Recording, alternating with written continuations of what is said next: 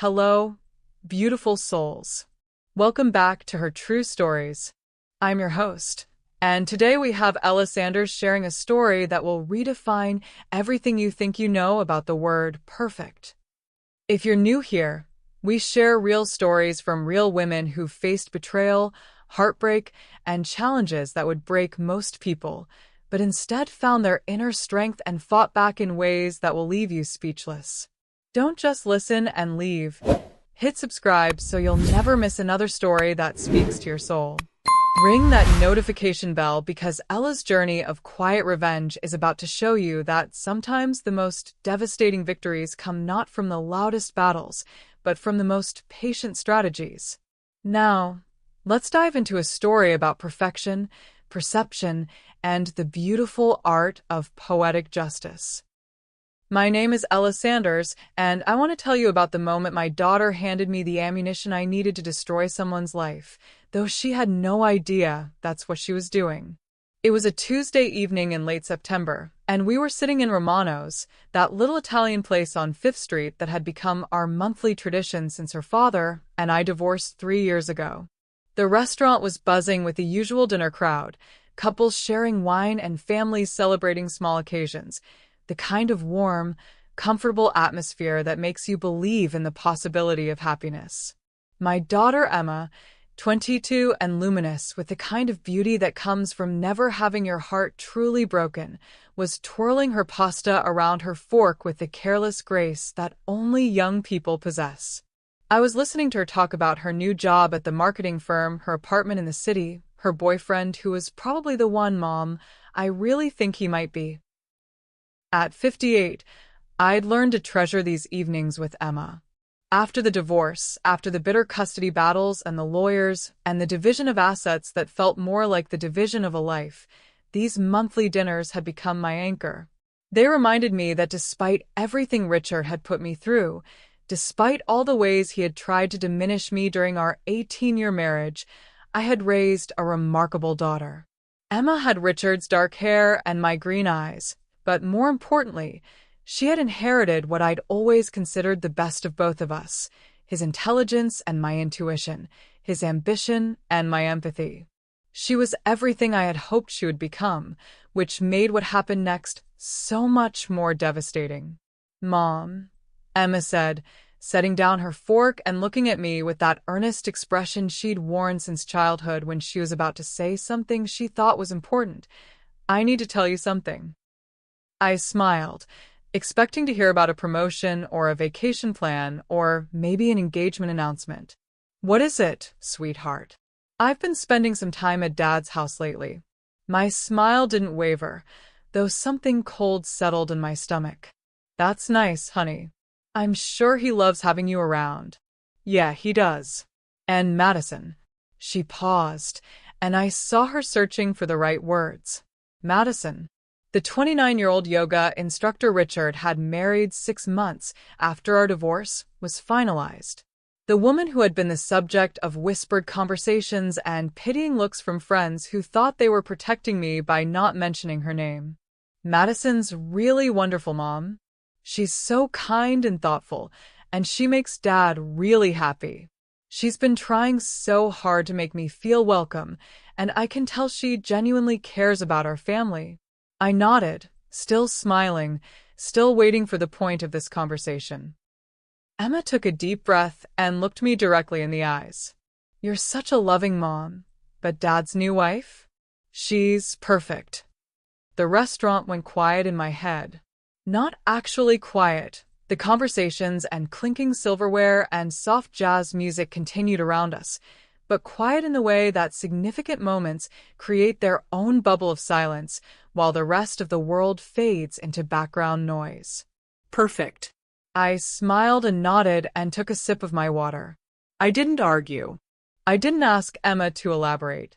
I didn't express hurt or anger or any of the emotions that were suddenly coursing through me like electricity through water. Because when someone hands you a loaded gun, you don't fire it right away. You wait until you can't miss. Don't be mad, Mom, Emma continued, misinterpreting my silence as wounded feelings rather than the calculating quiet it actually was. I'm just saying that she's really good for Dad, and maybe it would be nice if you could try to get to know her better. For family occasions and holidays and stuff. I'm not mad, honey, I said, and my voice was perfectly calm, perfectly loving, perfectly normal. I'm glad your father is happy. But I was already making a list. Emma relaxed, relieved that I had taken her revelation so well. She went back to her pasta and started talking about her boyfriend again, about their plans for the weekend, about a concert they were going to see. I listened and responded appropriately, asked the right questions, made the right noises of interest and approval. Inside, however, I was conducting a very different conversation. Perfect, was she? I thought about Madison Sterling. I knew her maiden name because I had done my research when she first appeared in Richard's life.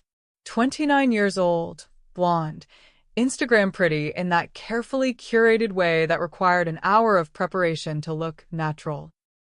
A yoga instructor at an upscale studio who drove a white BMW that she couldn't afford and lived in an apartment that was too expensive for someone in her profession.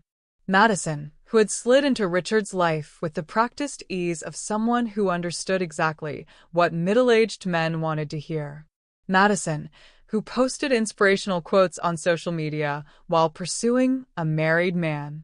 Madison, who had played the role of the other woman with just enough restraint to seem like she wasn't really trying to steal someone's husband. Perfect Madison, who had somehow convinced my daughter that she was worthy of admiration and respect.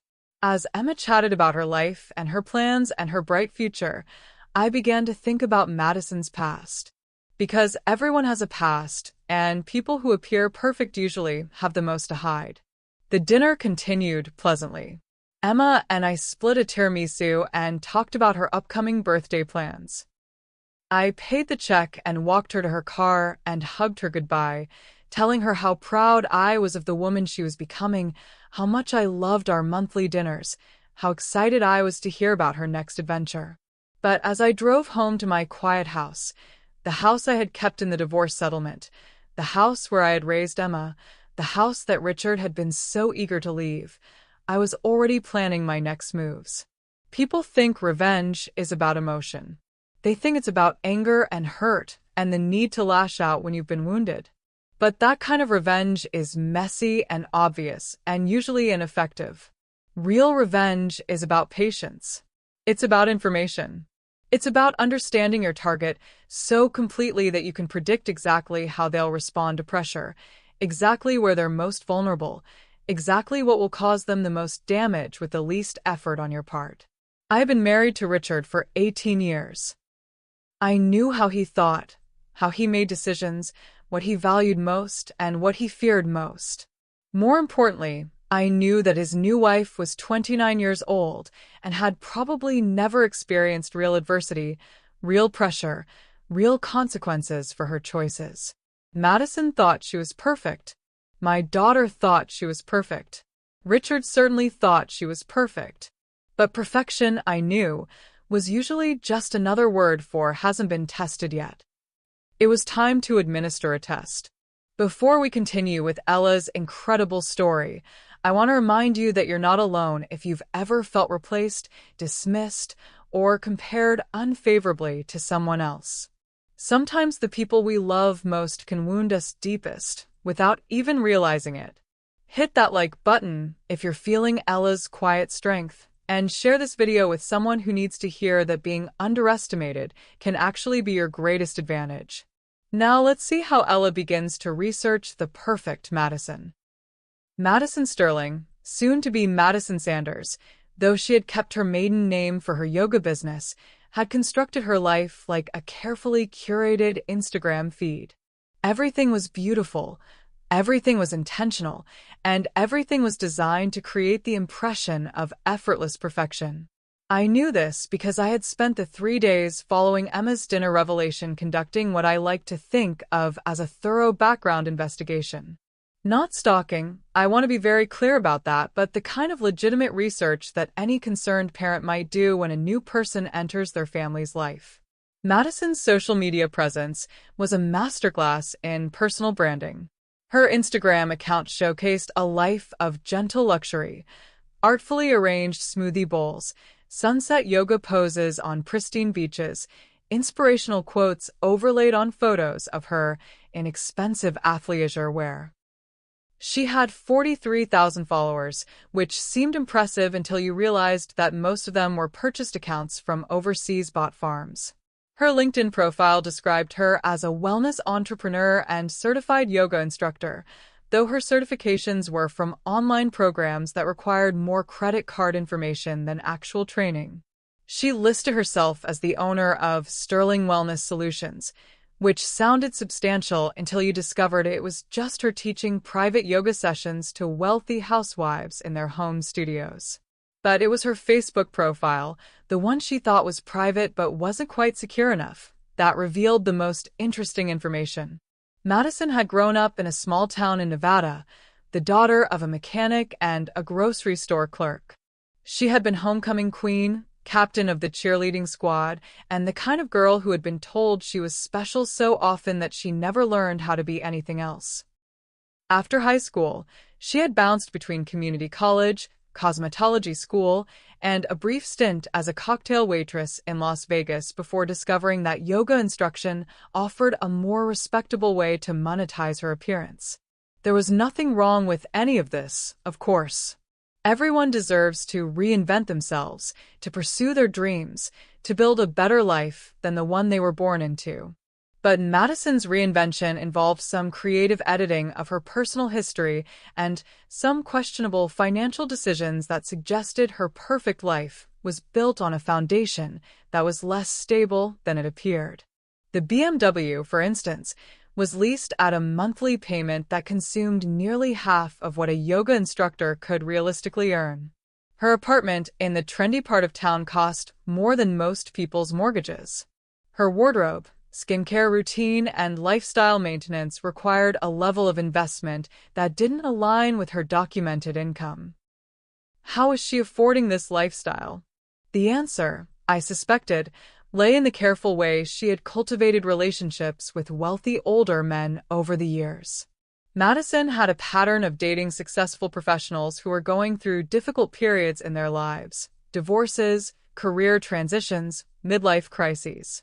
She provided comfort, admiration, and the kind of uncomplicated devotion that made men feel younger and more vital than they had in years. Richard fit the pattern perfectly. 55 years old, recently divorced, successful but insecure about aging, desperate to prove that he was still attractive and relevant. Madison had found him at exactly the right moment, when he was most vulnerable to the kind of validation she specialized in providing. But there was something else I discovered during my research, something that made me pause and reconsider my initial impression of Madison as simply an opportunistic gold digger. She was actively cruel to the women whose husbands she targeted. I found this out through a series of screenshots that had been posted in a private Facebook group for divorced women in our area. One of the members had shared her experience with Madison, who had been involved with her husband during their separation. Madison hadn't been content to simply steal the husband. She had gone out of her way to humiliate the wife, showing up at places she knew the woman would be, making pointed comments about appearance and age, even going so far as to wear the wife's jewelry to public events after the husband had given it to her. There were 3 other similar stories in the group's archives. Madison had a pattern of not just pursuing married men, but of deliberately targeting and tormenting their wives. She seemed to take genuine pleasure in the pain she caused, in the way she could make other women feel inadequate and unwanted. This was personal for her. This wasn't just about money or security or even love. This was about winning, about proving her superiority, about establishing dominance over women she saw as competition. Which meant that what she had done to me, and what she was undoubtedly still doing, wasn't just collateral damage from her relationship with Richard. It was intentional, calculated, malicious. Madison had moved into Richard's life with the practiced ease of someone who had done this before. She had redecorated his house, replacing the warm, lived-in feeling we had created together with the kind of sterile perfection you saw in home design magazines. She had convinced him to buy new furniture, new art, new everything, effectively erasing any trace of the life he had shared with me. More insidiously, she had worked to turn Emma against me. Not obviously, Madison was too smart for that. But through small comments, subtle comparisons, and the kind of backhanded compliments that left you feeling diminished without being able to explain exactly why. "Your mom is so sweet," she would say to Emma, "but don't you think she's a little stuck in the past? I keep trying to encourage your dad to help her find some hobbies or maybe update her look a little. It's sad when women give up on themselves after divorce." Or, "I love how close you and your mom are, but I worry that she's becoming a little too dependent on you for emotional support. That's not really fair to you, is it? You should be focusing on your own life, not managing your mother's feelings." Emma, bless her heart, was too young and too trusting to recognize these comments for what they were: a systematic campaign to undermine my relationship with my daughter, while positioning Madison as the wise, caring stepmother who only wanted what was best for everyone. The perfect wife was perfect at manipulation, perfect at cruelty, and perfect at making other people feel imperfect by comparison.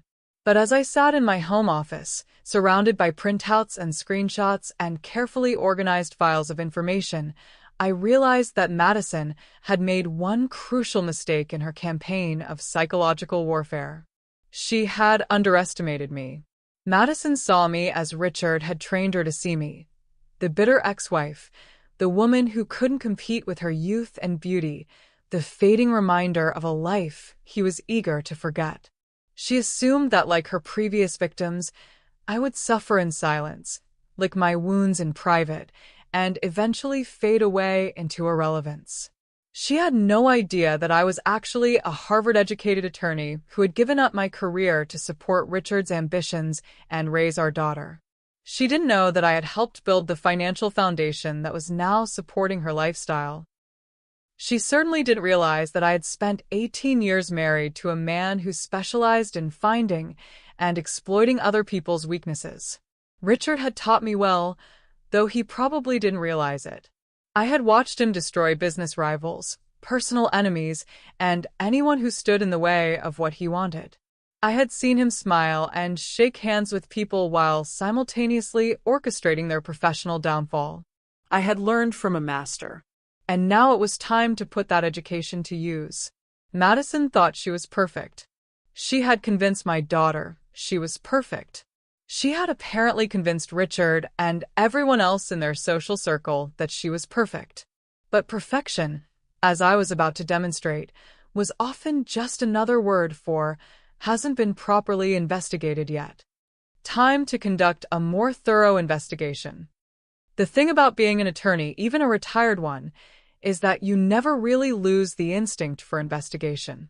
You learn to see patterns where other people see coincidences, to ask the right questions in the right order, and to understand that every person's life contains secrets they would pay dearly to keep hidden. Madison Sterling had secrets. I was certain of it. The question was how to uncover them without leaving any fingerprints of my own in the process. I started small and methodical, the way I used to approach complex litigation cases. First, I needed to understand the full scope of her life, her relationships, her financial situation, and her vulnerabilities. Then I could begin to identify pressure points and develop a strategy for applying pressure in the most effective way possible. My first move was to reach out to Sarah Chin, an old law school friend who now worked as a private investigator specializing in domestic cases. Sarah and I had kept in touch over the years, and she owed me a favor from when I had helped her navigate a difficult custody situation during her own divorce. "I need some background information on someone," I told Sarah over lunch at a discreet restaurant downtown. "Nothing illegal, nothing that would violate anyone's privacy. Just public records, social media analysis, that sort of thing." Sarah raised an eyebrow but nodded. "Personal or professional?" "Personal. My ex-husband's new wife. I have some concerns about her influence on my daughter." which was true as far as it went. Sarah spent 2 weeks conducting her investigation, and the results were fascinating. Madison's financial situation was even more precarious than I had suspected. She was carrying over $60,000 in credit card debt, had defaulted on 2 previous car loans, and was 3 months behind on her apartment rent. Her yoga business generated less than $15,000 per year in actual income, most of which came from the private sessions she taught to wealthy clients. But more interesting was what Sarah discovered about Madison's past. The move to our city had been precipitated by some unpleasant circumstances in her previous location. She had been involved in a lawsuit with a former business partner who accused her of embezzling money from their joint yoga studio venture. The case had been settled out of court, but the details suggested that Madison had indeed taken money that didn't belong to her. There was also a tax lien from the state of Nevada for unpaid income taxes from 5 years ago.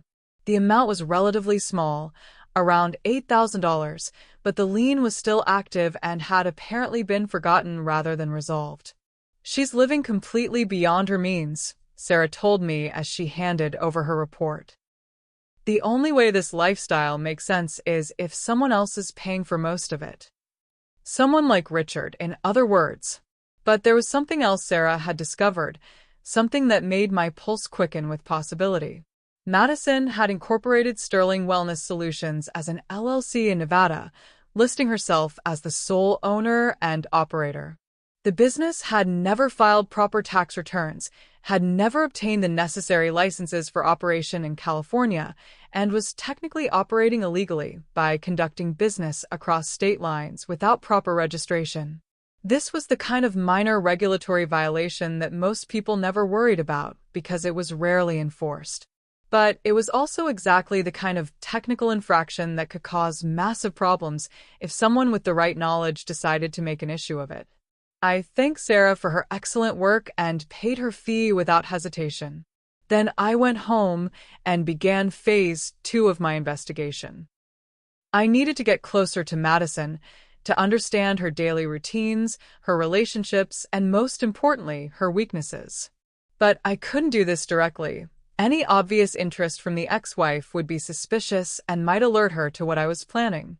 Instead, I decided to approach her through her professional life. I created a fake social media profile under the name Elena Rodriguez, complete with photos I purchased from a stock photography site and a backstory about being a recently divorced executive looking to rebuild her life through wellness and fitness. Elena was exactly the kind of client Madison targeted: older, wealthy, emotionally vulnerable, and eager to spend money on self-improvement. Elena reached out to Sterling Wellness Solutions requesting information about private yoga instruction and personal wellness coaching. The response was immediate and enthusiastic. Madison was clearly in need of new clients. We arranged to meet at a coffee shop near her apartment to discuss Elena's wellness goals and determine whether they would be a good fit for working together. I wore a wig, different makeup, and the kind of expensive athleisure outfit that Elena's character would wear. I practiced a slight accent and a different way of speaking until I was confident that Madison wouldn't recognize me. The meeting was illuminating. Madison arrived 15 minutes late, apologized briefly, and immediately launched into what was clearly a well-rehearsed sales pitch about the transformative power of personalized wellness coaching. She was charming and energetic, but I could see the calculation behind her smile, the way she was assessing Elena's worth as a potential client. "I work with a very select group of women," Madison explained, "successful professionals who understand that investing in yourself is the most important investment you can make. My clients typically see dramatic improvements not just in their physical fitness and flexibility, but in their confidence, their relationships, their entire approach to life." She quoted prices that were 3 times what most yoga instructors charged, justifying the premium by emphasizing her exclusive approach and personalized attention. She also made it clear that she expected payment in advance and that her services were in high demand. But what struck me most was how she talked about her other clients. Madison had no professional discretion whatsoever. She gossiped freely about their personal lives, their relationships, their insecurities, and failures. She seemed to take genuine pleasure in revealing embarrassing details about women who trusted her with their personal struggles. I have one client who's been married for 20 years, but she's absolutely convinced her husband is cheating, Madison said with a laugh. She spends half our sessions crying about it, and I keep telling her that if she took better care of herself, maybe he wouldn't be looking elsewhere. But some women just refuse to take responsibility for their own problems, you know? This was how Madison saw the world, as a competition where some women won and others lost, where success was measured by your ability to take what you wanted from other people, where empathy was weakness and cruelty was strength. Elena scheduled a series of private sessions and paid in advance with a credit card tied to one of my business accounts. Over the next month, I met with Madison twice a week, gradually drawing her out about her life, her goals, and her relationship with Richard. Madison couldn't resist talking about her perfect life with her perfect husband. She described Richard as brilliant and successful and mature, everything that younger men lacked. She talked about their plans to travel, to buy a bigger house, to start a family in a few years when her business was more established. But she also revealed insecurities and resentments that she probably didn't realize she was expressing. She complained about Richard's ex-wife, describing me as bitter and jealous, and unable to accept that he had moved on. She worried about his relationship with Emma, afraid that his daughter didn't fully accept her yet. She expressed frustration with the financial constraints that prevented her from living the lifestyle she believed she deserved. Most importantly, she talked about her business plans. Madison had big dreams for Sterling Wellness Solutions. She wanted to expand into corporate wellness consulting, develop online courses, maybe even write a book about wellness and personal transformation. She was actively looking for investors and business partners who could help her take her company to the next level. "I know I could be huge in this space," she told me during one of our sessions. "I have the knowledge, the charisma, the vision. I just need the right opportunity to show people what I'm capable of."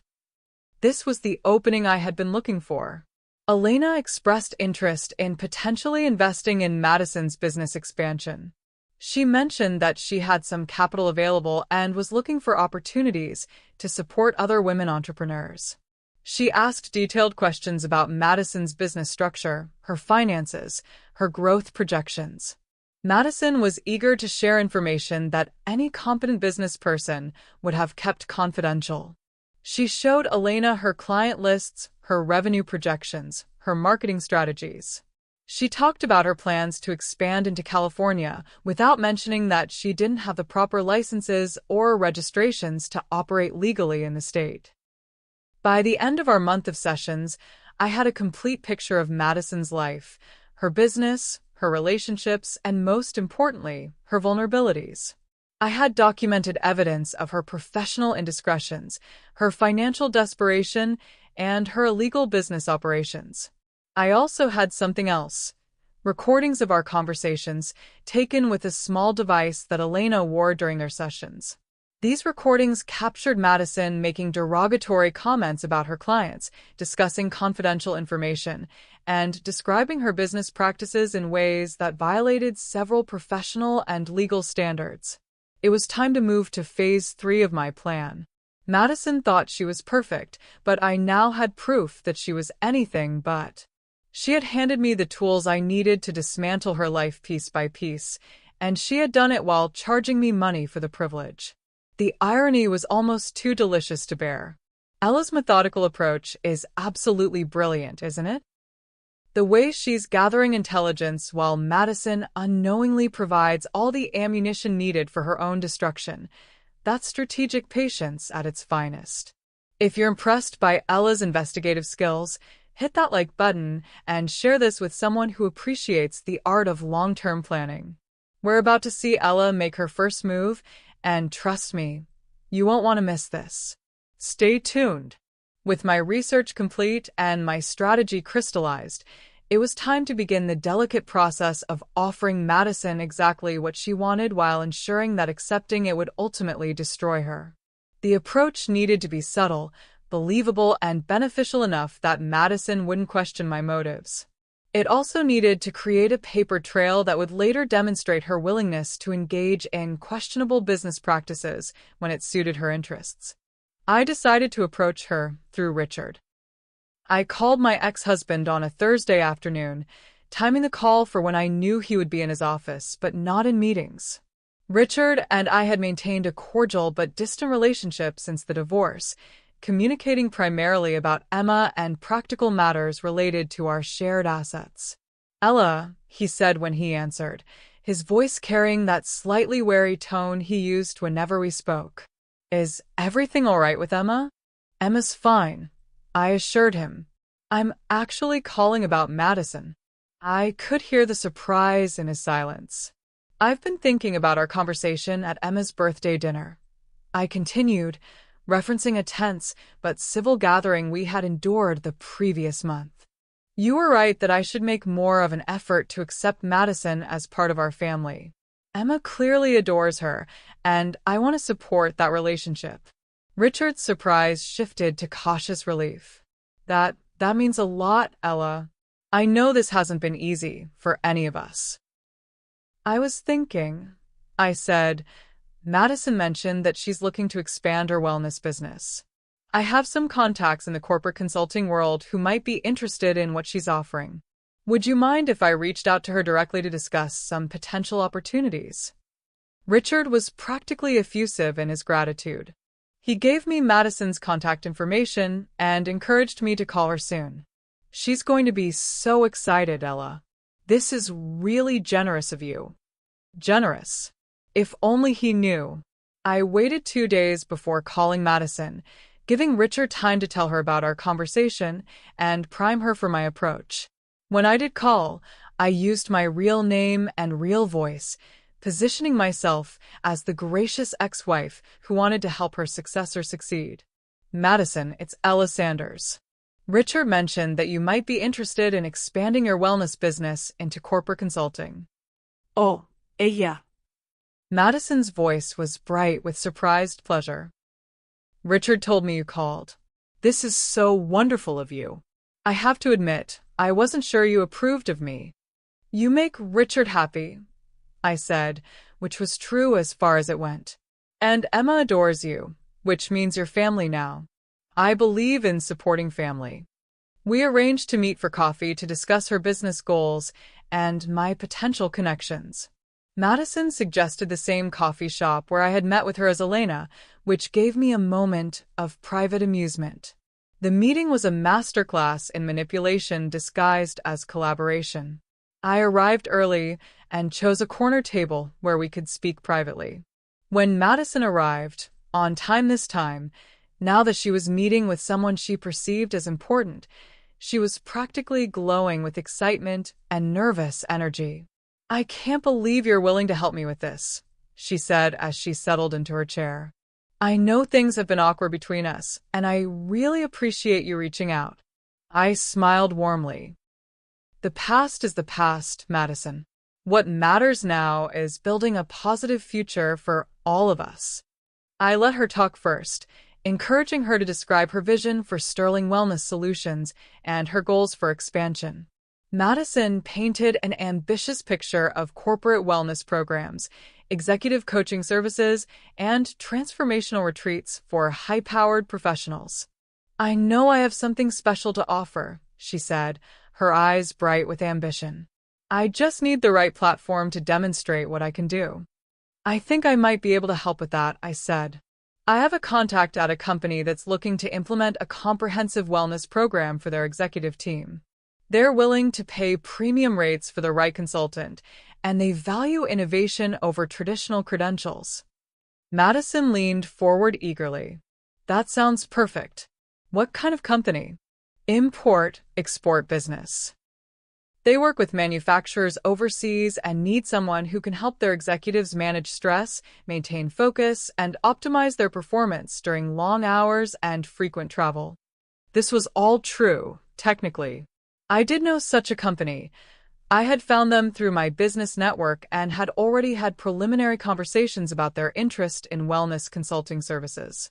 What I hadn't mentioned to Madison was that this particular company operated in some regulatory gray areas and had previously been investigated for various compliance issues.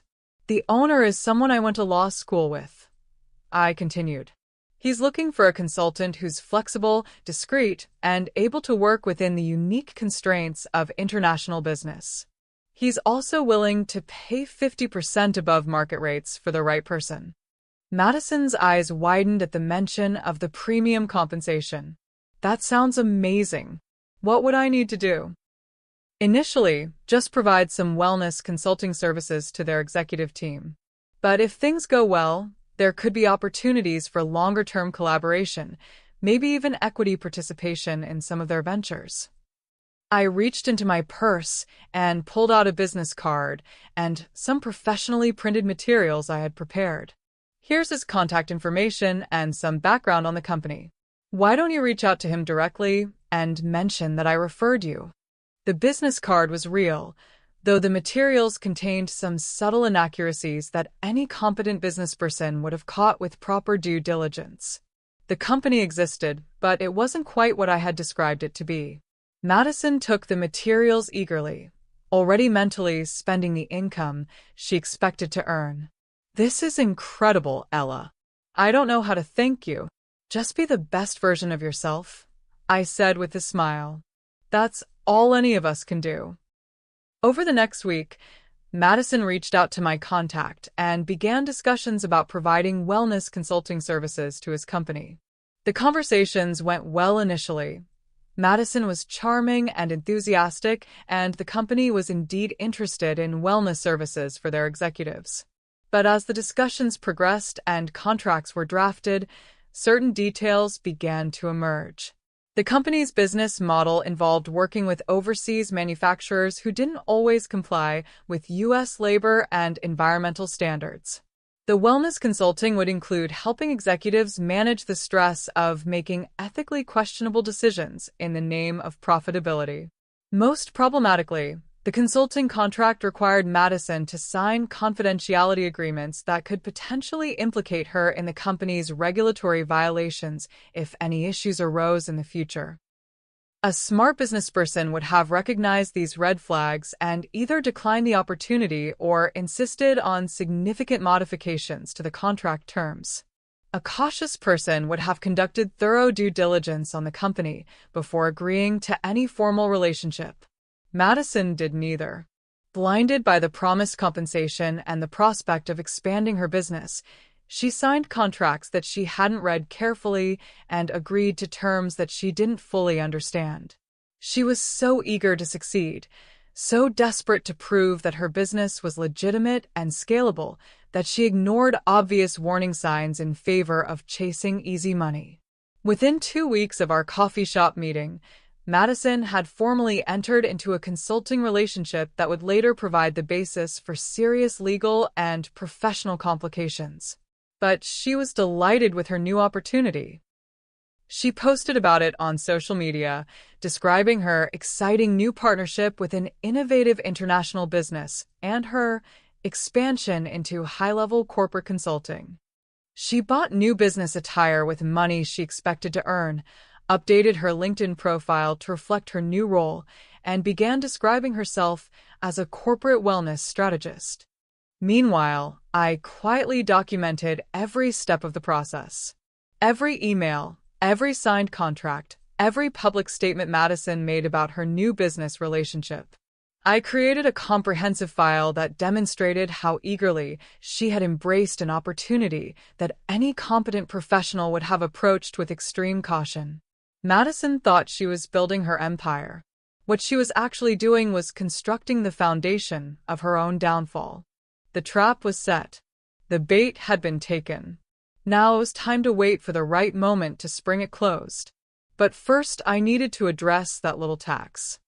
While Madison was celebrating her new corporate consulting contract and planning how to spend money she hadn't earned yet, I was quietly constructing a more comprehensive web of evidence that would eventually strangle her perfect life. The tax lien from Nevada was the perfect place to start because it represented something Madison had forgotten about, a loose thread from her past that she assumed would never unravel. People like Madison, who live entirely in the present moment and focus only on their immediate desires, often leave behind trails of unfinished business that can resurface at the most inconvenient times. I contacted a business associate who specialized in tax resolution services, explaining that I had discovered some potential issues with a consultant I was considering hiring for a sensitive project. Without mentioning Madison by name, I described the situation and asked about the implications of working with someone who had unresolved tax obligations. Any active tax liens would need to be resolved before I could recommend them for corporate consulting work, my associate explained. Companies don't want to risk being associated with tax compliance issues, especially if the consultant is representing them in any official capacity. This gave me the framework I needed for the next phase of my plan. I created a detailed report on Madison's background, ostensibly for the company that had hired her as a wellness consultant. The report included her professional qualifications, her business registrations, her financial history, and, of course, the outstanding tax lien from Nevada. I sent this report to the company's compliance department, explaining that I had discovered some potential issues with their new consultant that might require attention before the relationship could continue. The response was immediate, exactly what I had anticipated. The company's legal department contacted Madison within 24 hours, informing her that they needed to suspend their consulting relationship pending resolution of her outstanding tax obligations and regulatory compliance issues. Madison was devastated. She called me that same evening, her voice tight with panic and confusion. "Ella, I don't understand what happened. The company says there are problems with my tax records, but I've never had any tax problems. Someone must have made a mistake." I made sympathetic noises while she explained the situation, offering comfort and concern in all the right moments.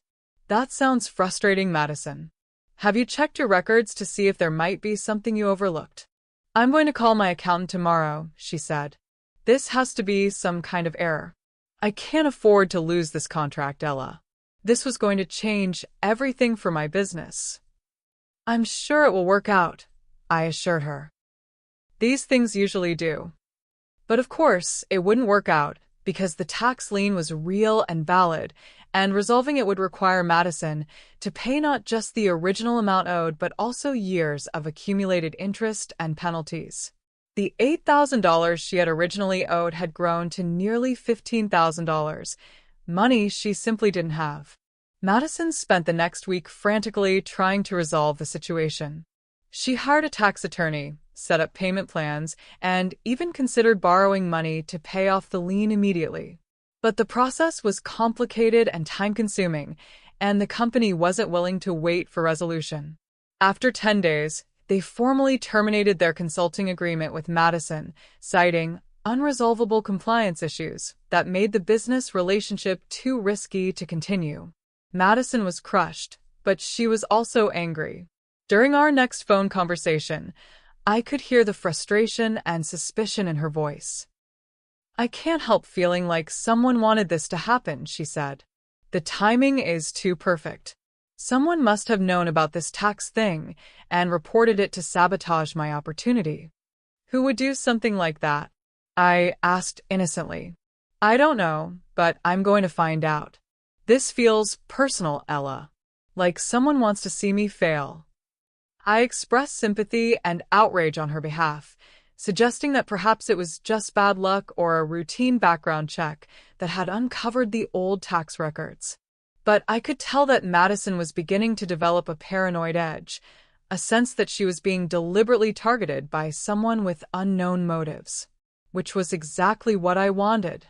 Paranoia would make Madison reactive and impulsive.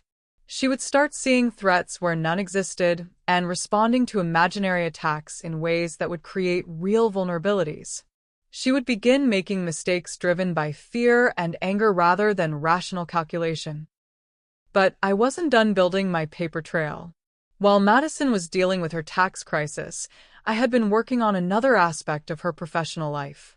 The recordings I had made during my sessions with her as Elena Rodriguez contained clear evidence of multiple professional violations, breach of client confidentiality, discussion of inappropriate personal details, and unprofessional conduct in her role as a wellness consultant.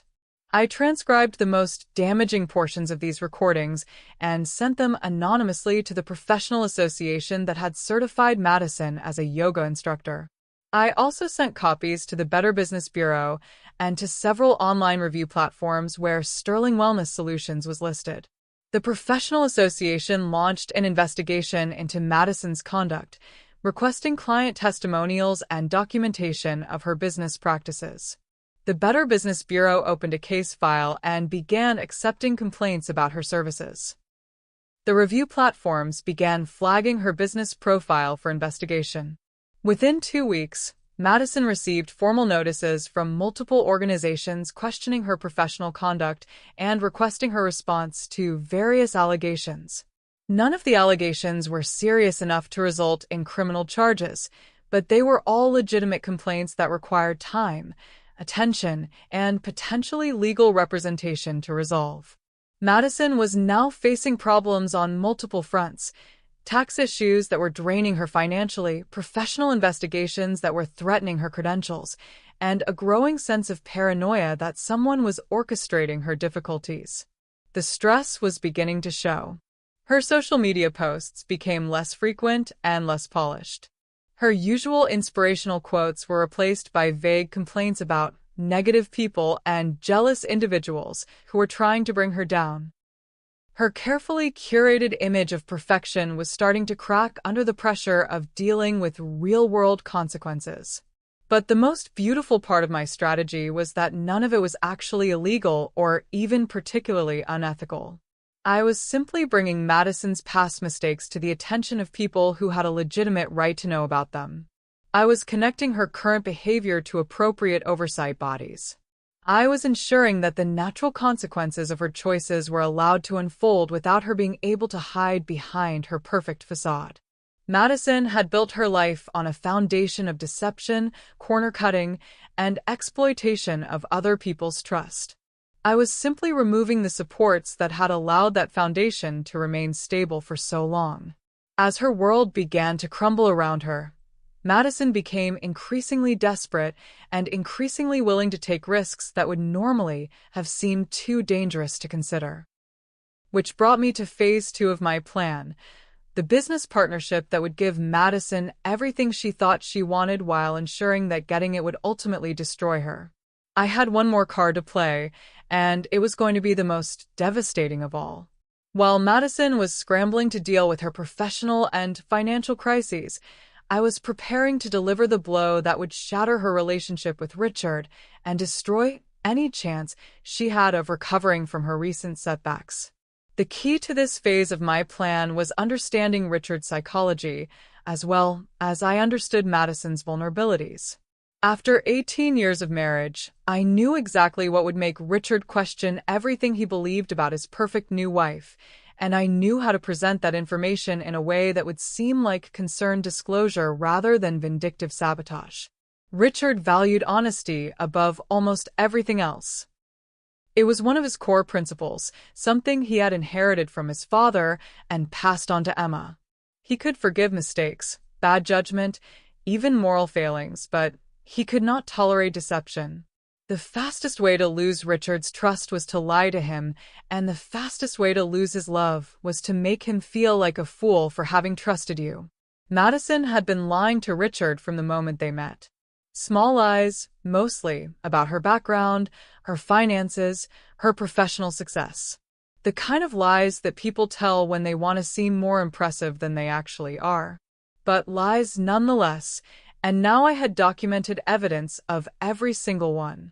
I also had something even more powerful, proof that Madison had been actively deceiving Richard about her financial situation while using his money to support her lifestyle.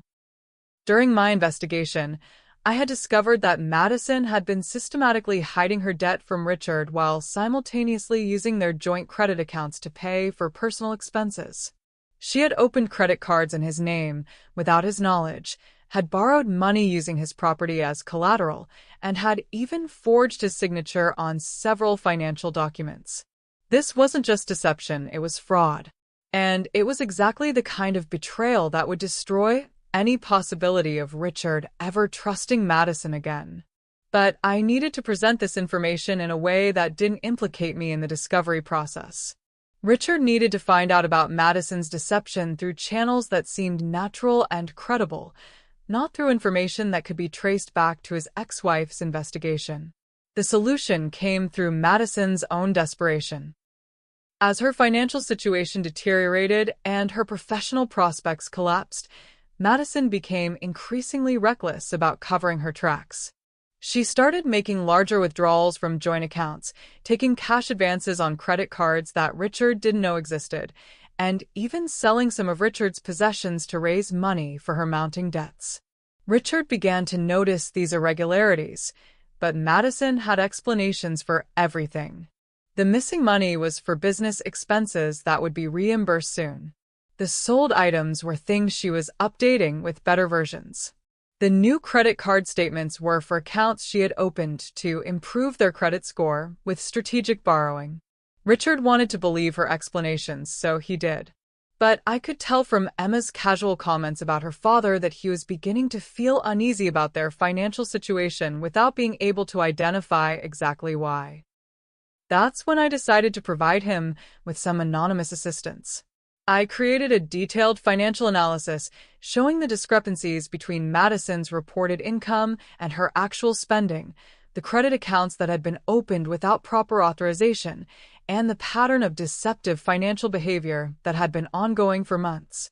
I included copies of documents that Madison had signed, recordings of her discussing her financial problems, and evidence of her attempts to hide these issues from Richard. I sent this information to Richard anonymously, using an untraceable email account and presenting it as coming from a concerned friend who thought he should know the truth about his wife's financial activities. The email was carefully worded to seem like it came from someone who had legitimate access to this information, perhaps a financial professional who had worked with Madison, or a mutual acquaintance who had discovered her deception through their own business dealings. Richard received the email on a Friday afternoon. By Saturday morning, he was sitting in his home office going through financial records with the methodical thoroughness that had made him successful in his legal career. What he found was worse than what I had documented. Madison's deception was more extensive, more systematic, and more financially damaging than even I had realized. She had essentially been conducting a long-term embezzlement scheme against her own husband, using his trust and love as cover for a pattern of fraud that had been going on since shortly after their marriage. The confrontation happened that evening. I know this because Emma called me the next morning, confused and upset about what she had witnessed during a visit to her father's house. "Mom, something terrible happened between Dad and Madison last night," Emma said, her voice shaky with distress. "I went over there for dinner, and they were having this awful fight about money. Madison was crying and saying that Dad didn't understand her situation, and Dad was just... I've never seen him so angry." "What were they fighting about specifically?" I asked, careful to sound concerned rather than curious. "Dad found out that Madison has been hiding debts from him.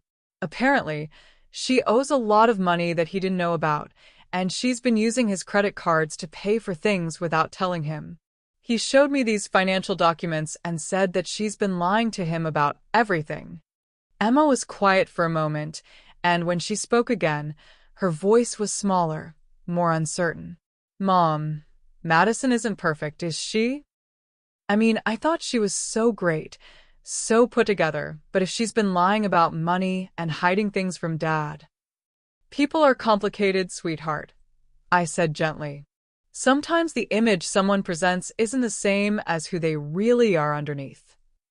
"I feel so stupid," Emma said. "I was telling everyone how amazing she was, how perfect she was for Dad. But if she's been deceiving him this whole time..." "You're not stupid, Emma. You saw the good things about Madison and appreciated them. That speaks well of your character." But it's also important to recognize that people can have good qualities and still make bad choices. Over the next few days, the full extent of Madison's deception became clear. Richard hired a forensic accountant to review their finances and discovered that Madison's lies had cost them over $40,000 in unauthorized debts and financial obligations.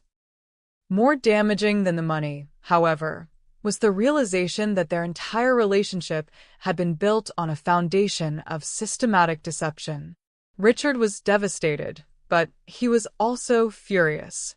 The man who valued honesty above all else had been made a fool of by someone he had trusted completely. The woman he had thought was perfect had turned out to be a sophisticated con artist who had been using him from the very beginning. Madison tried to explain, to apologize, to minimize the extent of her deception. She claimed that she had been trying to protect Richard from her financial problems, that she had intended to resolve everything before he found out, that her lies had been motivated by love rather than selfish calculation. But Richard was a lawyer, and he could recognize a weak defense when he heard one. Madison's explanations didn't hold up under scrutiny, and her attempts to shift blame and minimize responsibility only made her situation worse. The marriage was over, though it would take several more weeks for the paperwork to be finalized. Madison's perfect life was collapsing exactly as I had planned, but the beautiful thing about my strategy was that I had simply accelerated the natural consequences of her own choices. She had created the vulnerabilities that I exploited, and she had made the decisions that led to her downfall. All I had done was ensure that the truth came to light a little sooner than it might have otherwise. The way Ella orchestrated Richard's discovery of Madison's deception is absolutely masterful, using Madison's own desperation and recklessness against her. Richard's devastation is palpable, and Emma's realization about Madison's true nature is heartbreaking but necessary. If you're feeling the satisfaction of watching someone's lies finally catch up with them, hit that like button and share this video. We're approaching the climax of Ella's perfect revenge, and you won't want to miss how completely Madison's world falls apart. Stay with us. The divorce proceedings began immediately, but Madison's problems extended far beyond the end of her marriage. The financial fraud she had committed against Richard created a cascade of legal and practical consequences that destroyed every aspect of her carefully constructed life. Richard, hurt and humiliated by the extent of Madison's deception, pursued the divorce with the methodical ruthlessness that had made him successful in his legal career. He hired the best family law attorney in the city and made it clear that he wanted Madison to face the full consequences of her fraudulent behavior. The forensic accountant's report revealed that Madison had stolen over $60,000 from Richard through various schemes, unauthorized credit card use, forged signatures on loan documents, and the sale of his personal property without consent. Richard filed criminal charges for fraud and theft, ensuring that Madison would face legal consequences beyond just the divorce settlement. But the criminal charges were only the beginning of Madison's problems. The professional associations that had been investigating her conduct accelerated their proceedings once news of her legal troubles became public. The Yoga Certification Board revoked her credentials, citing conduct unbecoming a certified professional and violations of ethical standards. The Better Business Bureau issued a formal warning about Sterling Wellness Solutions, effectively destroying any credibility her business might have retained. More devastating was the reaction of her client base. The wealthy women who had hired Madison for private yoga sessions and wellness coaching were horrified to learn that their trusted advisor had been engaged in fraud and deception. They canceled their contracts, demanded refunds, and spread word throughout their social networks that Madison was not to be trusted. Within a month, Sterling Wellness Solutions had 0 clients and a reputation that made finding new business impossible. Madison's financial situation went from precarious to catastrophic. The legal fees for her criminal defense consumed what little money she had left. The restitution she owed to Richard required her to liquidate her remaining assets, including her BMW and the designer wardrobe that had been so essential to her image. But perhaps most painful for Madison was the social ostracism that accompanied her legal troubles. The wealthy social circle she had worked so hard to infiltrate turned on her with vicious efficiency. Women who had pretended to be her friends revealed that they had never really accepted her, that they had always known she was not quite our type, that they had tolerated her only because of Richard's status and influence. The Instagram account that had showcased her perfect life went silent. The carefully curated image of success and sophistication was replaced by the reality of a woman facing criminal charges, financial ruin, and complete social isolation.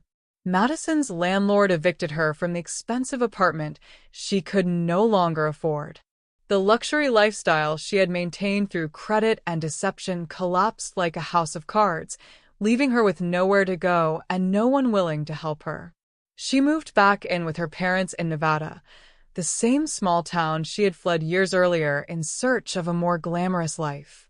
The homecoming queen who had thought she was destined for greatness found herself living in her childhood bedroom, unemployed, unemployable, and facing potential prison time.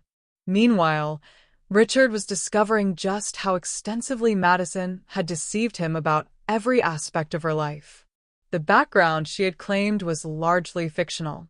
The professional success she had boasted about was exaggerated or invented entirely. Even her expressions of love and devotion were revealed to be calculated performances designed to maintain his financial support. Richard was not just angry, he was humiliated. The successful attorney who prided himself on his ability to read people and situations had been completely fooled by a small-town con artist with fake credentials and a talent for manipulation. The humiliation was made worse by the fact that everyone in their social and professional circles knew what had happened. The story of Madison's deception spread through their community like wildfire, turning Richard into an object of pity and gossip. "I can't believe how blind I was," Richard told Emma during one of their difficult conversations about the divorce. "Everyone must think I'm a complete fool."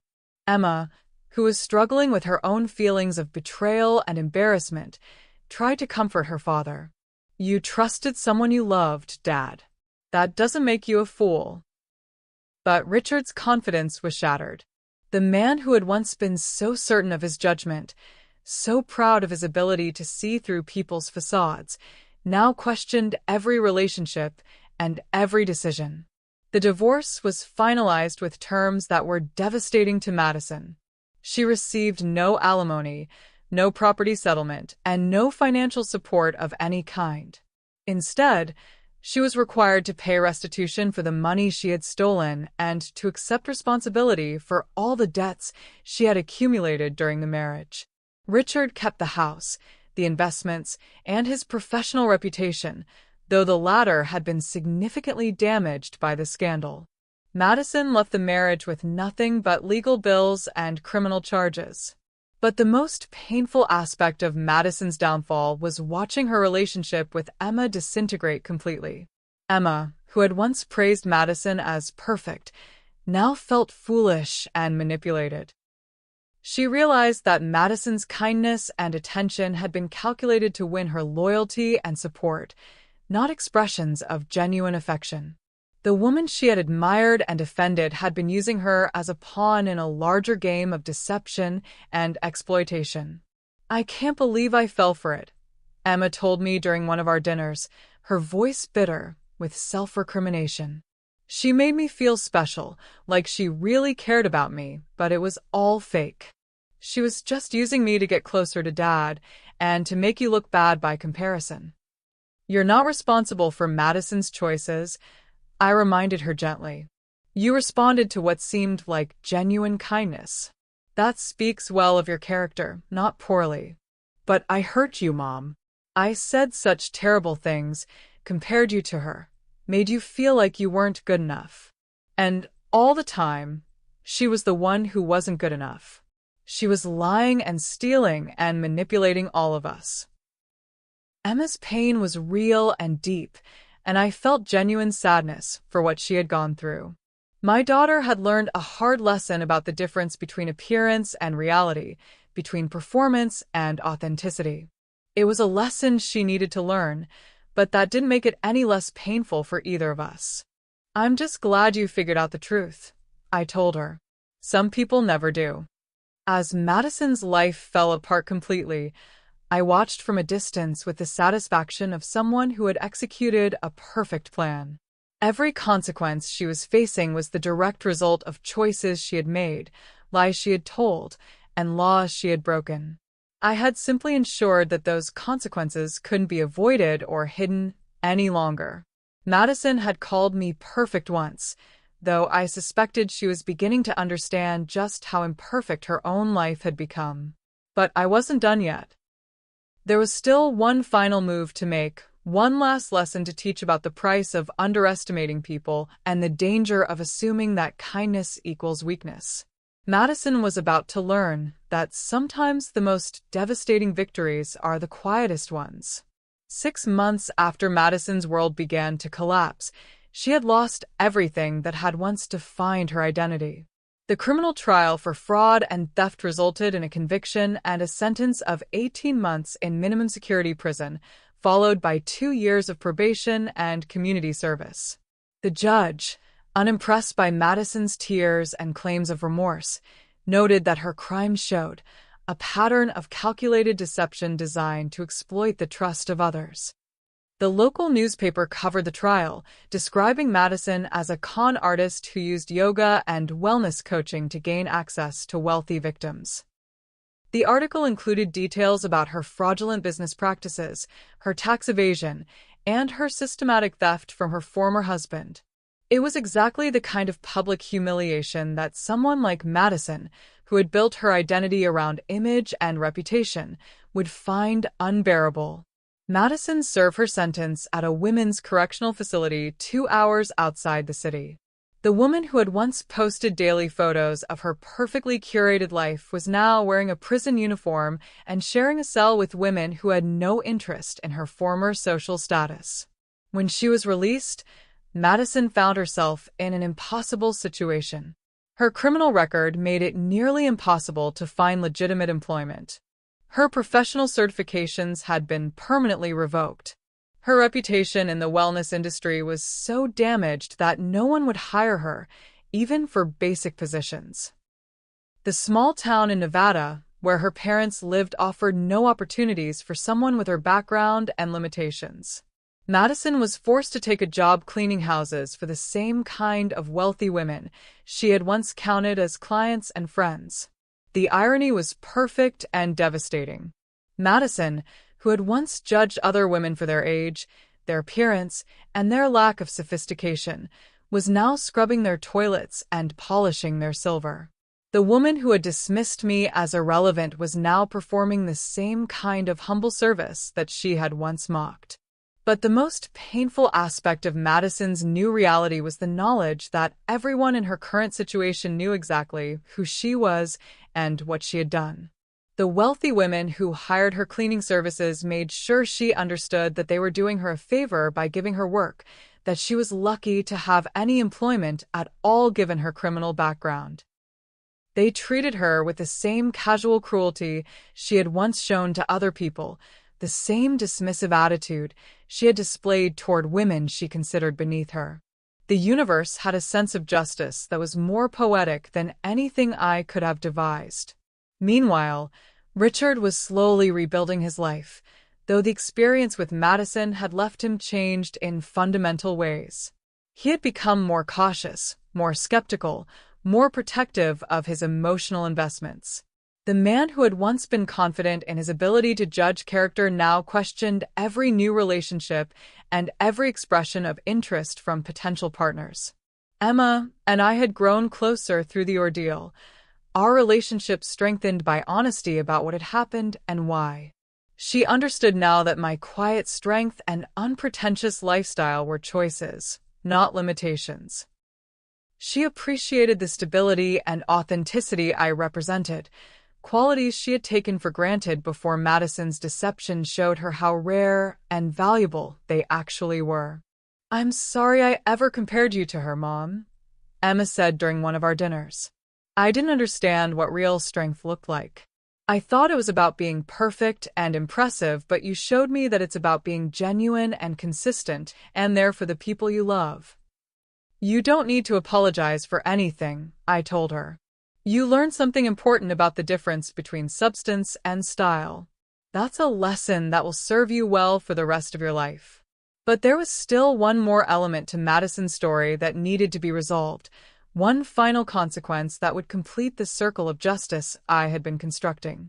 Madison's parents, embarrassed by their daughter's criminal behavior and tired of supporting her financially, finally issued an ultimatum. Find steady employment and contribute to the household expenses, or find somewhere else to live. Madison, desperate and running out of options, reached out to the only person she could think of who might still have some sympathy for her situation. She called me. The phone rang on a Tuesday evening as I was reading in my study, the same room where I had planned her downfall months earlier. When I saw her name on the caller ID, I felt a moment of surprise followed by a deep sense of completion. ¿Ella? Madison's voice was different now, smaller, uncertain, stripped of the confident arrogance that had once characterized every word she spoke. Hello, Madison. I know I don't have any right to call you. I know what I did was unforgivable, but I'm desperate and I don't know who else to turn to. I waited in silence, letting her fill the space with her desperation. I'm living with my parents in Nevada, and they're going to kick me out if I don't find steady work soon. I can't get hired anywhere because of my record, and the only jobs available they're not enough to live on. She paused, and I could hear her taking a shaky breath. I know it's crazy to ask, but I was wondering if you might know of any opportunities. Maybe someone who would be willing to give me a chance despite my past. I would do anything, Ella. Anything honest and legal.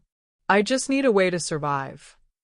The irony of Madison asking me for help, asking me to save her from the consequences of her own actions, was so perfect that I almost laughed.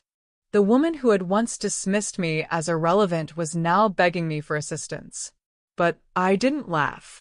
Instead, I considered her request with the same careful calculation I had applied to every other aspect of our relationship. Madison, I said finally, you made choices that hurt a lot of people. My daughter, my ex-husband, the clients you deceived, and ultimately yourself. Those choices have consequences that can't be undone by apologies or requests for help. I know, she whispered. I know I don't deserve help. But I've lost everything, Ella. Everything. I just need a chance to start over. You have a chance to start over, I told her. You have every day for the rest of your life to make better choices than the ones you made before. But those choices have to come from you, not from other people rescuing you from the consequences of your actions. There was a long silence on the other end of the line. I understand, Madison said finally. I'm sorry for calling. I'm sorry for everything. She hung up before I could respond, though I wouldn't have had much more to say anyway. Madison had learned the hardest lesson of all, that actions have consequences, that trust once broken is nearly impossible to rebuild, and that the people you dismiss as irrelevant might be the ones who ultimately determine your fate. It was a lesson that would follow her for the rest of her life, a reminder that perfection is often just another word for waiting to be exposed. Madison's complete fall from grace is both devastating and perfectly just. The way she's now reduced to begging the very woman she once dismissed, that's the kind of poetic justice that gives me chills. Ella's response shows such dignified strength, refusing to rescue Madison from the consequences of her own choices.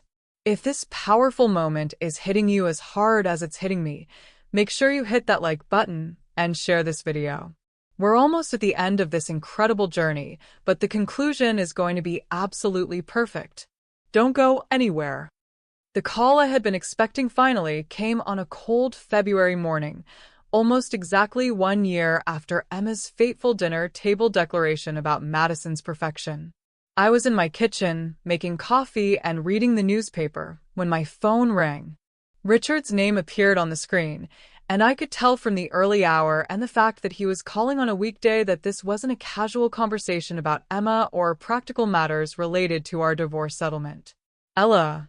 His voice was heavy with exhaustion and something that sounded like desperation. I need your help. Please. I had imagined this moment many times during the months of planning and executing Madison's downfall, but hearing the actual defeat in my ex-husband's voice was more satisfying than I had anticipated. What's wrong, Richard? I asked, my tone neutral and concerned. It's Madison. She's in prison, Ella. She was convicted of fraud and theft, and I had to testify against her. The whole thing has been a nightmare. I'm sorry to hear that, I said, and I genuinely was sorry. Sorry that Emma had been hurt by the experience, sorry that Richard had been humiliated, but not at all sorry that Madison was facing the consequences of her choices. But that's not why I'm calling, Richard continued. There's something else, something I just found out. The fraud she committed, the money she stole, it wasn't just for me. She's been running similar scams for years, targeting older men who are going through divorces or other difficult transitions. This was news to me, though not entirely surprising. Predators like Madison rarely limit themselves to one victim. The police have been investigating her background, and they've found at least 4 other men who were defrauded by her over the past decade. The amounts are significant, Ella. We're talking about hundreds of thousands of dollars in total. Richard paused, and when he continued, his voice was even quieter. I've been such a fool. Everyone tried to warn me, but I wouldn't listen. I thought I was so smart, so successful, so capable of judging people. But she played me perfectly, and I fell for every lie she told. You weren't the first person to be deceived by someone they trusted, I said gently. And you won't be the last. But that's not the worst part, Richard said. The worst part is what this has done to Emma. She blames herself for encouraging me to marry Madison, for pushing you aside in favor of someone who turned out to be a criminal. She's been carrying this guilt for months, and I don't know how to help her. This was the part of the conversation I had been dreading. Emma's pain was real, and it was the one aspect of my revenge that I regretted. My daughter had been collateral damage in a war she didn't even know was being fought. Emma is stronger than you think, I told Richard. She'll learn from this experience and become more discerning about people's character.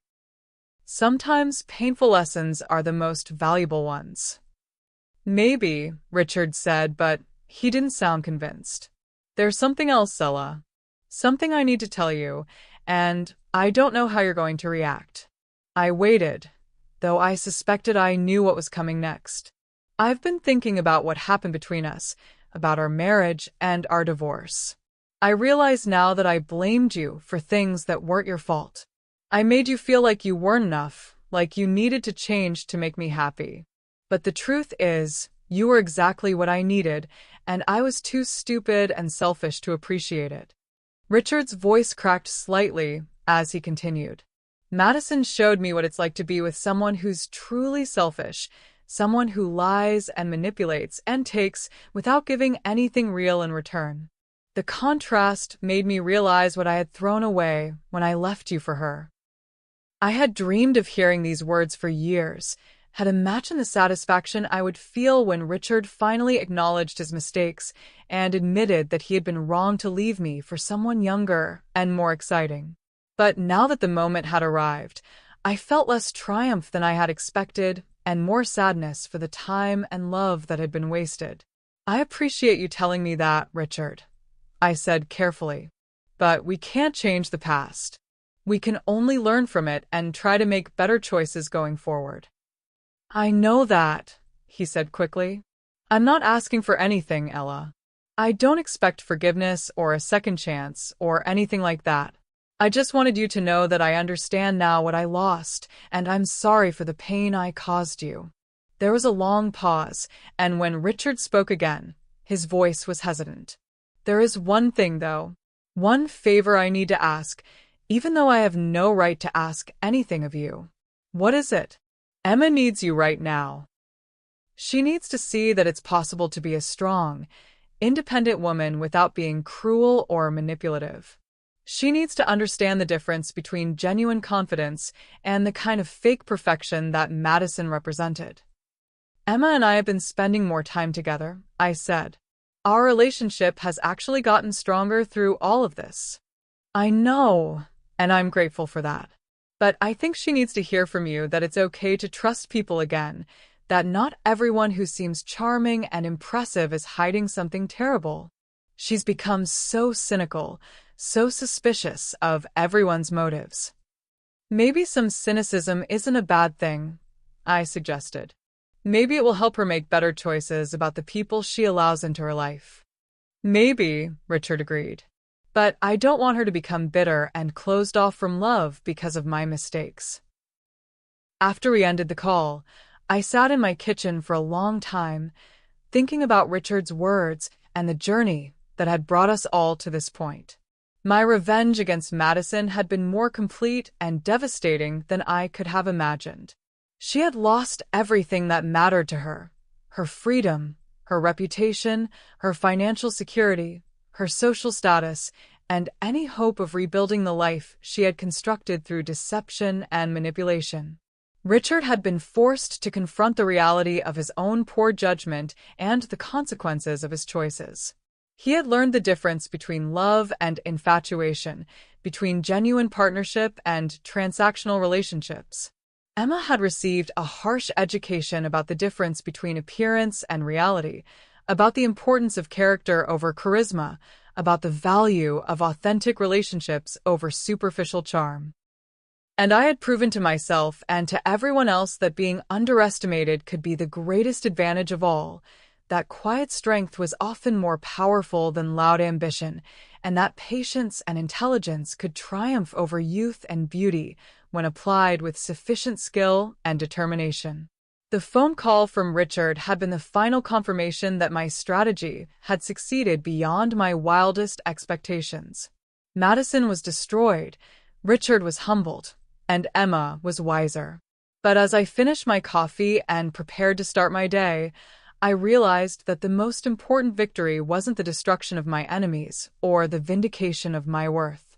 The most important victory was the knowledge that I had protected my family from someone who would have continued to hurt them, that I had revealed the truth about someone whose lies were poisoning the people I loved most.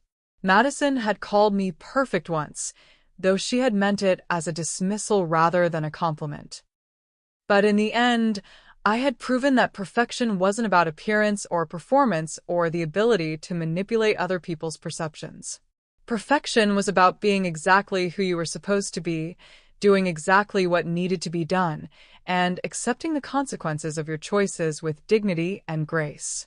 In that sense, I suppose I was perfect after all. 2 years after Madison's conviction and imprisonment, I was sitting in my garden on a warm spring afternoon, reading a book and enjoying the peaceful silence that had become my constant companion. The garden was thriving under my care, much like my life had flourished once I removed the toxic influences that had been poisoning it. Emma was visiting for the weekend, as she did every few weeks now. Our relationship had not only recovered from the Madison crisis, but had grown stronger and deeper than it had ever been. My daughter had learned to value authenticity over performance, substance over style, and she had developed a level of emotional intelligence that would serve her well throughout her life. She was engaged now to David, the boyfriend she had mentioned during that fateful dinner 2 years ago. He was a good man, steady, honest, hardworking, the kind of person who would never try to impress anyone with borrowed money or false credentials. Emma had learned to recognize and appreciate genuine character, and I was confident that her marriage would be built on a foundation of truth and mutual respect. "Mom," Emma said, looking up from the wedding magazine she was browsing, "I've been thinking about what happened with Madison, about how I fell for her act so completely." "What about it, sweetheart?" "I keep wondering if there were signs I should have seen, things that would have told me she wasn't who she pretended to be. I set down my book and considered her question carefully. There were signs, I admitted, but they were subtle, and they required the kind of life experience you didn't have at the time. Like what?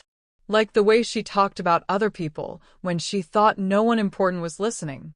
Like the fact that her stories never quite added up if you paid close attention to the details. Like the way she seemed more interested in being seen as successful than in actually helping people. Emma nodded thoughtfully. I remember now that she used to make little comments about you that seemed supportive but always made me feel like you were somehow lacking. I thought she was being diplomatic, but she was actually trying to turn me against you. That's exactly right. Madison was very skilled at manipulation, at making people feel like her cruelty was actually kindness. Do you think she ever genuinely cared about Dad, or was it all just an act? I thought about this question for a long moment. I think Madison was capable of caring about people, but only in terms of what they could do for her. She cared about your father's money, his status, his ability to provide her with the lifestyle she wanted. But I don't think she ever cared about him as a person.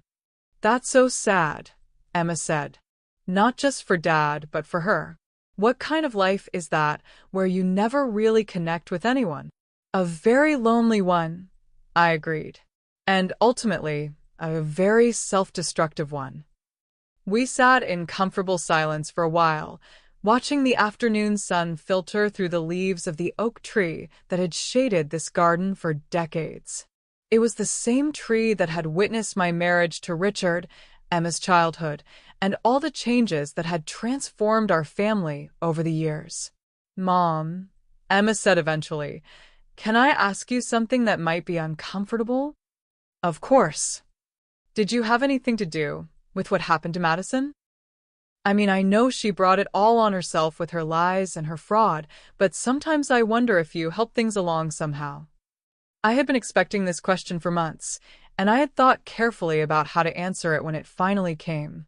Madison destroyed herself, I said finally. All I did was make sure that the truth came to light.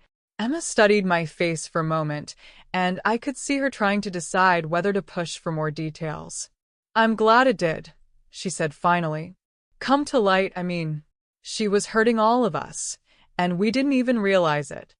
Sometimes people need protection from individuals who don't have their best interests at heart, I said. That's what families do for each other. Emma smiled and reached over to squeeze my hand. You've always protected me, haven't you? Even when I didn't know I needed protecting. That's what mothers do. The conversation turned to lighter topics, wedding plans, career developments, mutual friends. But I could tell that Emma had gotten the answer she needed, even if it wasn't explicitly stated. My daughter understood that I had played a role in Madison's downfall, and she was grateful for it rather than judgmental about it.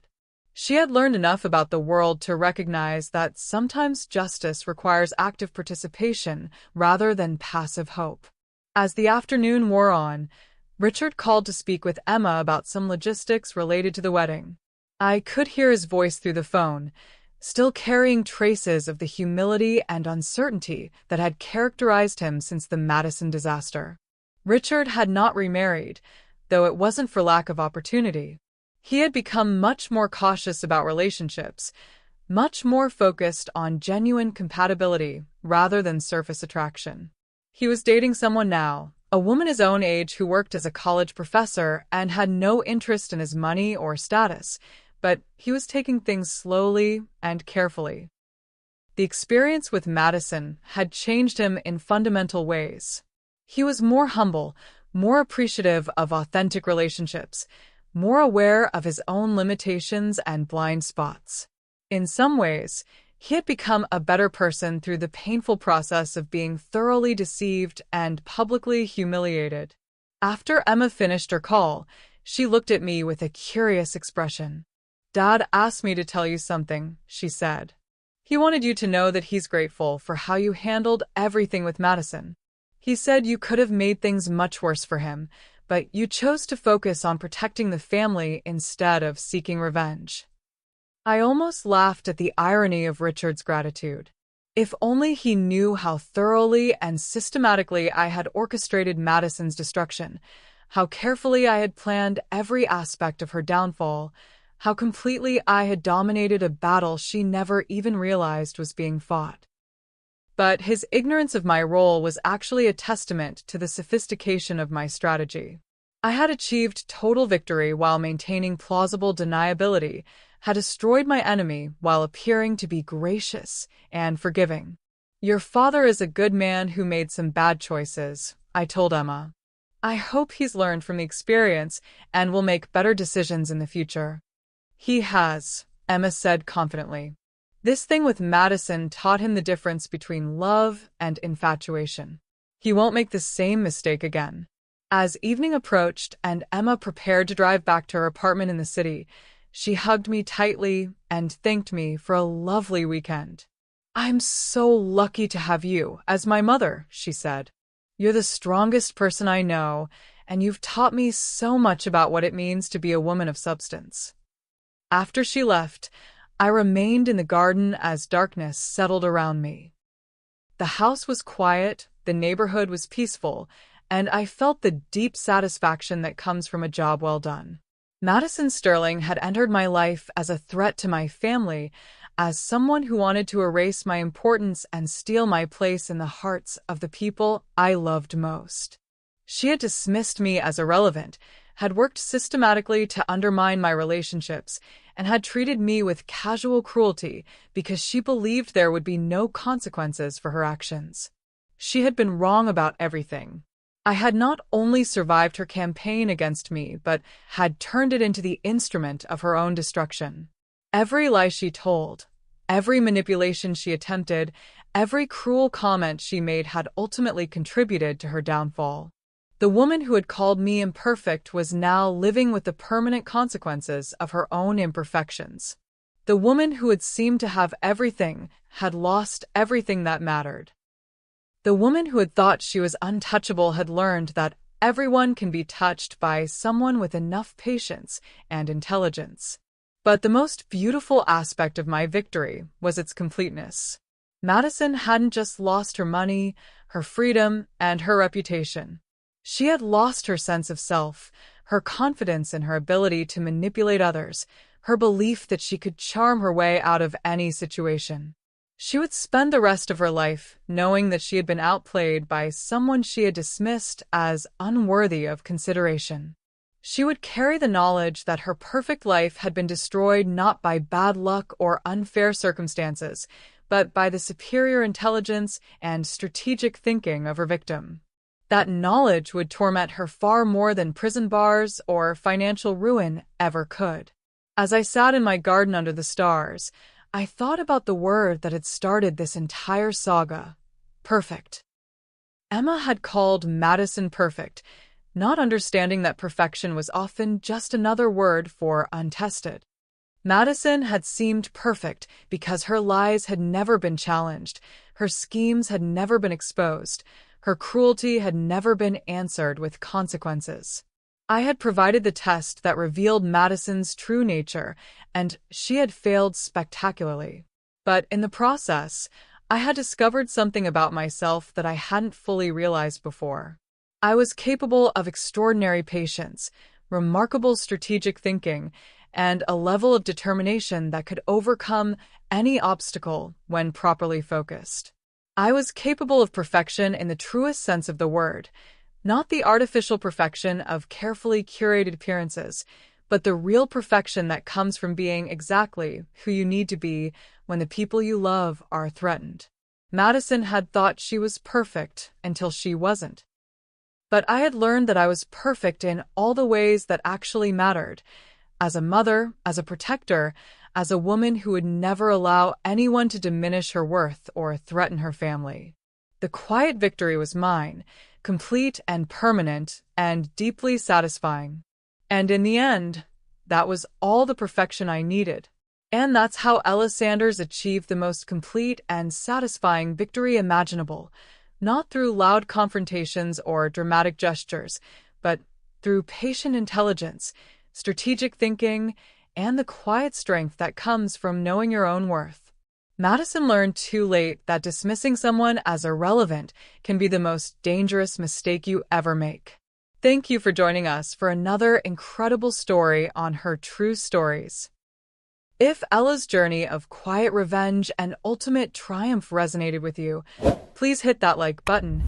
Share this video with someone who needs to hear that being underestimated can be your greatest advantage, and subscribe to our channel for more powerful stories of strength, survival, and justice.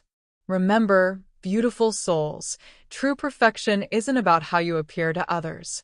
It's about being exactly who you need to be when the people you love are counting on you. Sometimes the most devastating victories are the quietest ones, and the most perfect revenge is simply allowing someone to face the consequences of their own choices. Until next time, keep standing in your truth, keep protecting what matters most to you, and keep believing in your own incredible power.